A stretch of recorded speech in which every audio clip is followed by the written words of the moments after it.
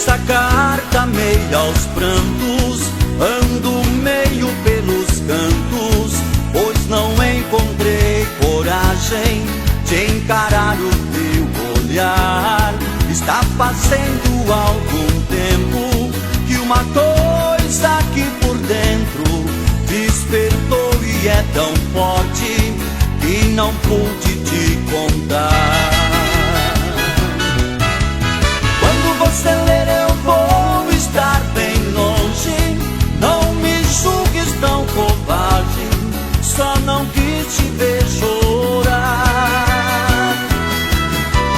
Então amiga, são coisas que acontecem, eu beijo nos meninos, pois eu não vou mais voltar. Como eu poderia dar a ela esta carta, como eu vou deixar pra sempre aquela casa, se eu já estou feliz, se eu já tenho amor, se eu já vivo em paz. E por isso decidi que eu vou ficar com ela, a minha passagem por favor cancela, vá sozinha, não vou mais.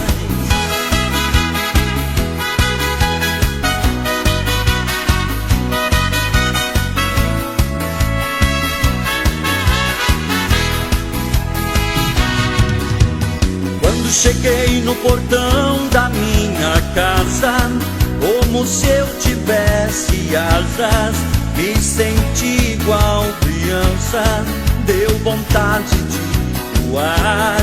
Quase entrei pela janela, minha esposa ali tão bela, dei-lhe um forte e longo abraço e comecei a chorar. Com as lágrimas as palavras vinham e rolavam como pedras, e ela só a me escutar.